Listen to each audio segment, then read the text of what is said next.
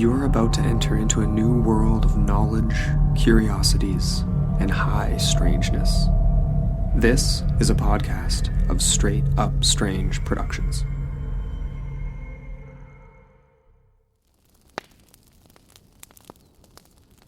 Smee by A.M. Burrage.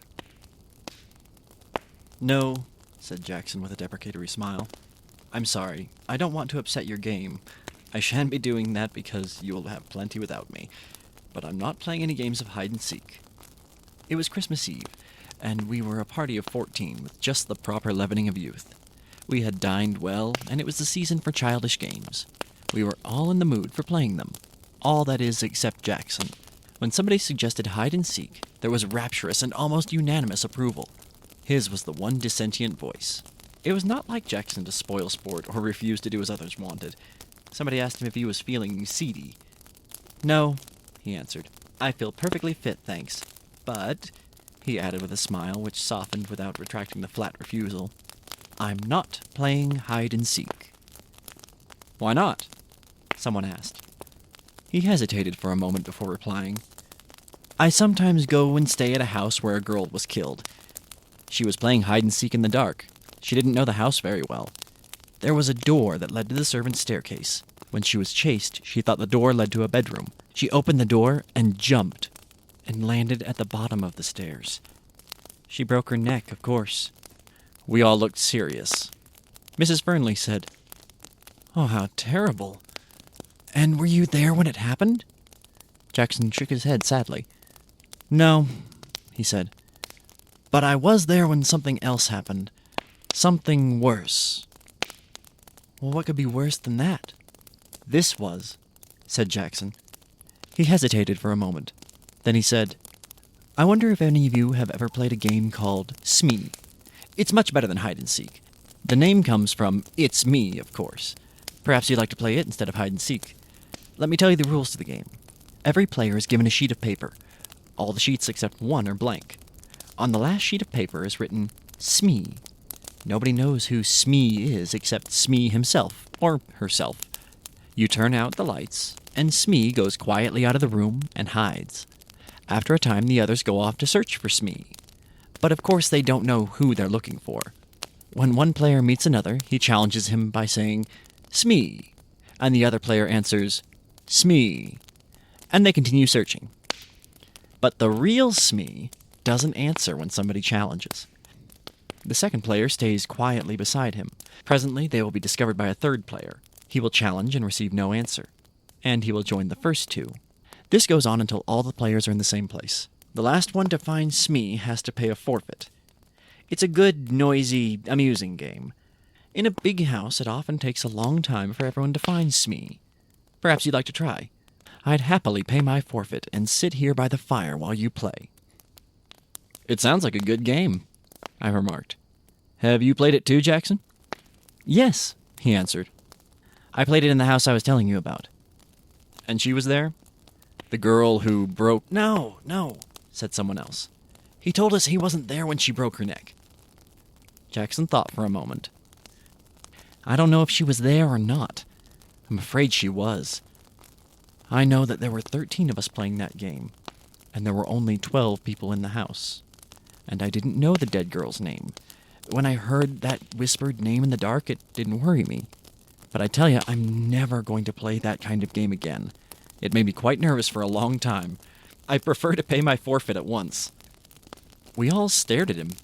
His words did not make sense at all. Tim Vouse was the kindest man in the world. He smiled at us all. "This sounds like an interesting story," he said. "Come on, Jackson. You can tell it to us instead of paying a forfeit." "Very well," said Jackson. And here is his story.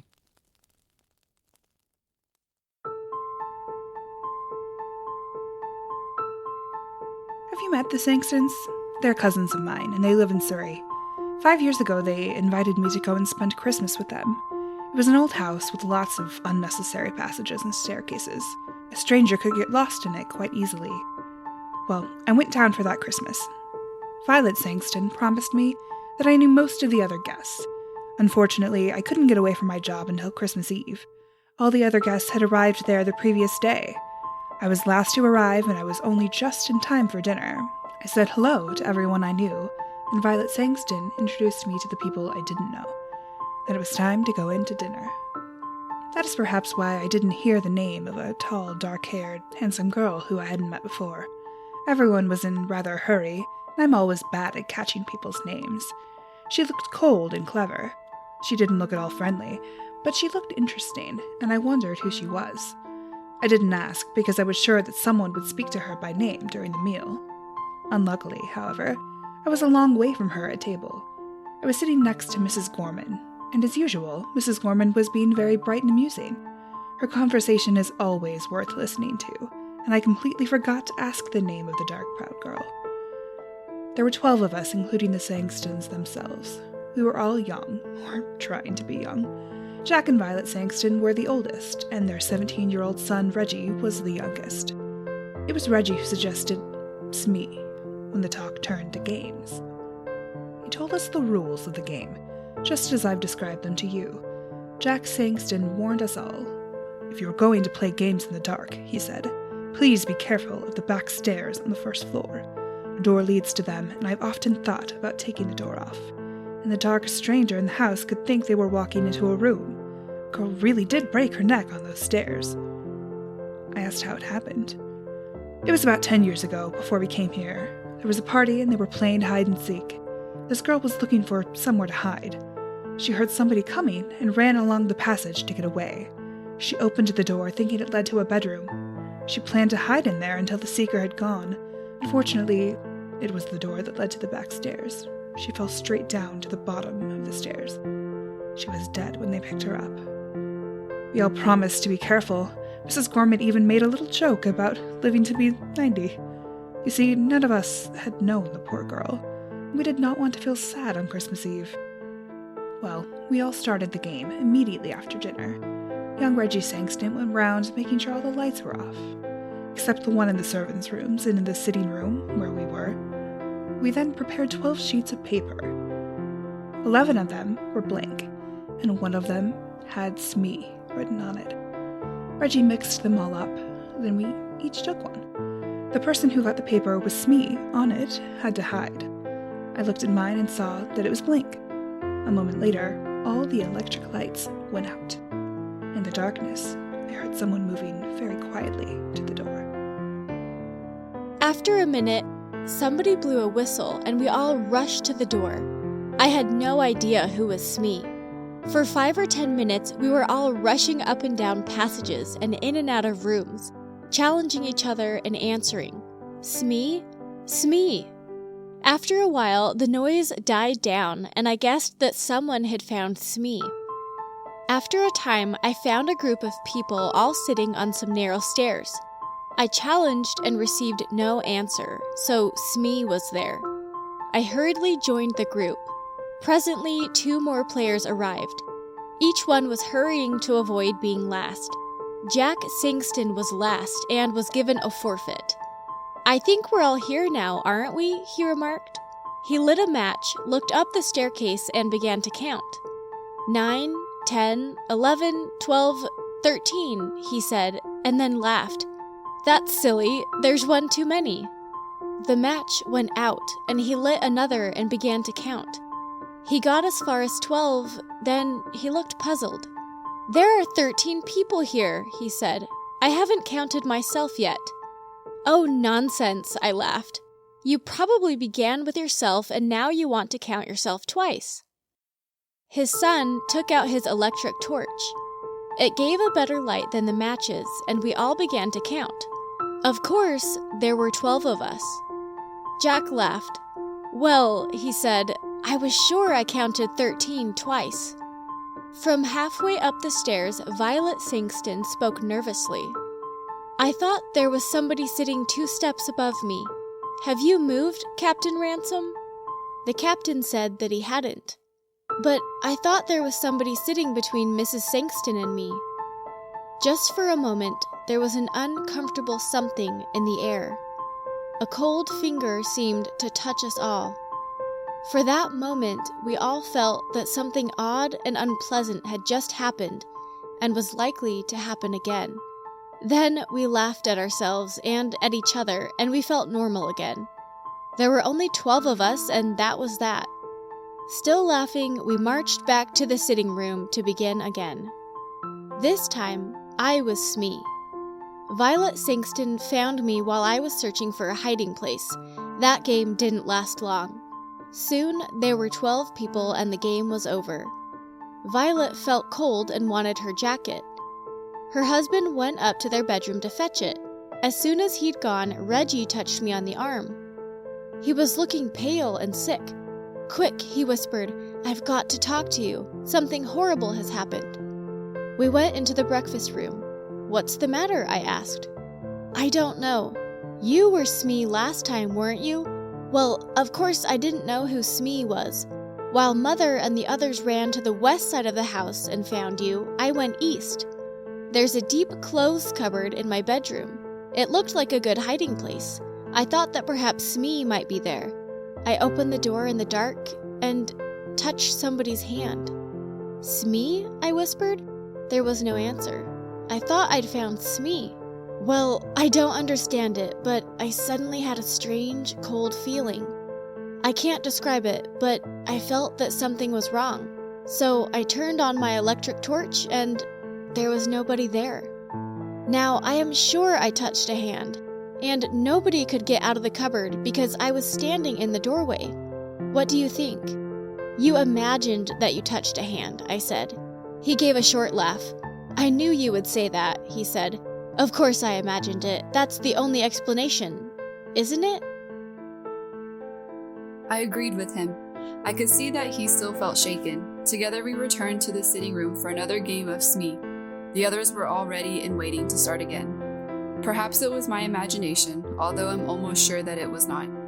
But I had a feeling that nobody was really enjoying the game anymore. But everyone was too polite to mention it. All the same, I had the feeling that something was wrong. All the fun had gone out of the game. Something deep inside me was trying to warn me. "Take care," it whispered. "Take care." There was some unnatural, unhealthy influence at work in the house. Why did I have this feeling? Because Jack Sankston had counted 13 people instead of 12? Because his son imagined that he had touched someone's hand in an empty cupboard? I tried to laugh at myself, but I did not succeed. Well, we started again. While we were all chasing the unknown Smee, we were all as noisy as ever. But it seemed to me that the most of us were just acting. We were no longer enjoying the game. At first, I stayed with the others, but for several minutes, no Smee was found. I left the main group and started searching on the first floor at the west side of the house. And there, while I was feeling my way along, I bumped into a pair of human knees. I put out my hand and touched a soft, heavy curtain. Then I knew where I was. There were tall, deep windows with window seats at the end of the passage. The curtains reached to the ground. Somebody was sitting in a corner of one of the window seats, behind a curtain. Aha, I thought, I've caught Smee. So I pulled the curtain to one side and touched a woman's arm. It was a dark, moonless night outside. I couldn't see the woman sitting in the corner of the window seat. "Smee?" I whispered. There was no answer. When Smee is challenged, he, or she, does not answer. So I sat down beside her to wait for the others. Then I whispered, "What's your name?" And out of the darkness beside me the whisper came, "Brenda Ford." I did not know the name, but I guessed at once who she was. I knew every girl in the house by name except one, and that was the tall, pale, dark girl. So here she was sitting beside me on the window seat, shut in between a heavy curtain and a window. I was beginning to enjoy the game. I wondered if she was enjoying it too. I whispered one or two rather ordinary questions to her and received no answer. Smee is a game of silence. It is a rule of the game that Smee and the person or persons who have found Smee have to keep quiet. This, of course, makes it harder for the others to find them. But there was nobody else about. I wondered, therefore, why she was insisting on silence. I spoke again and got no answer. I began to feel a little annoyed. Perhaps she is one of those cold, clever girls who have a poor opinion of all men, I thought. She doesn't like me, and she is using the rules of the game as an excuse for not speaking.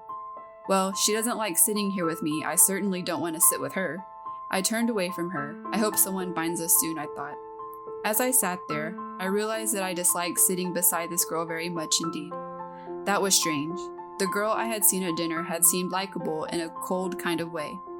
I noticed her and wanted to know more about her.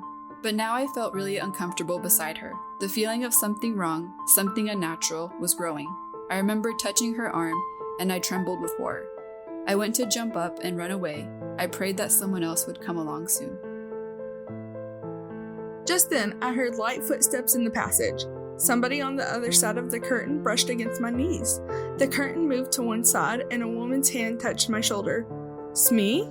whispered a voice that I recognized at once. It was Mrs. Gorman. Of course she received no answer. She came and sat down beside me, and at once I felt very much better. "It's Tony Jackson, isn't it?" she whispered. "Yes," I whispered back.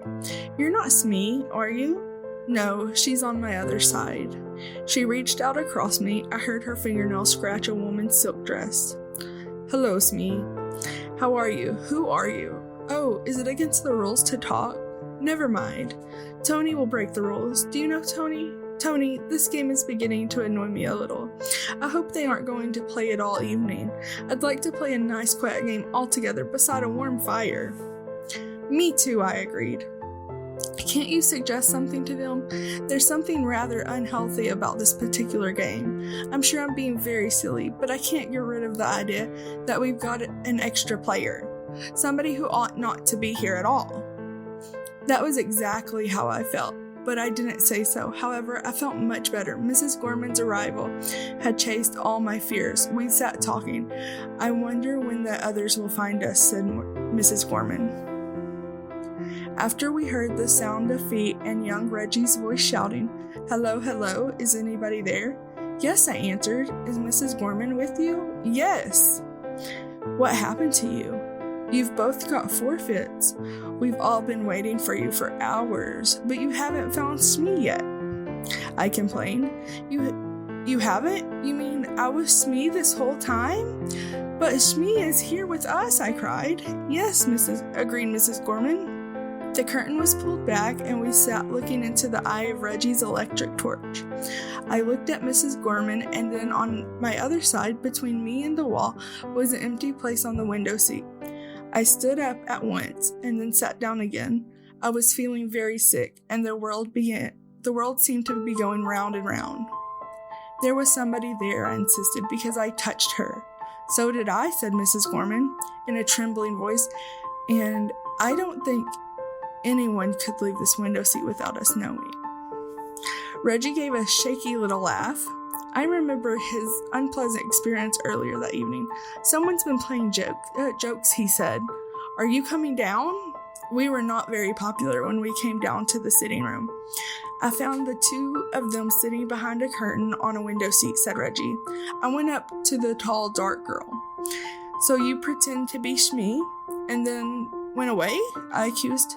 She shook her head. Afterwards, we all played cards in the sitting room, and I was very glad. Sometime later, Jack Sangston wanted to talk to me. I could see that he was rather cross with me, and soon he told me the reason. "Tony," he said, "I suppose you are in love with Mrs. Gorman. That's your business, but please don't make love to her in my house during a game. You kept everyone waiting. It was rude of you, and I'm ashamed of you." "But we're not alone," I protested. There was somebody else there. Somebody who was pretending to be Smee. I believe it was that tall, dark girl, Miss Ford. She whispered her name to me. Of course, she refused to admit it afterwards. Jack Sangston stared at me. "Miss who?" he breathed. "Brenda Ford," she said. Jack put a hand on my shoulder. "Look here, Tony," he said. "I don't mind a joke, but enough is enough. We don't want to worry the ladies. Brenda Ford is the name of a girl who broke her neck on the stairs. She was playing hide and seek here 10 years ago.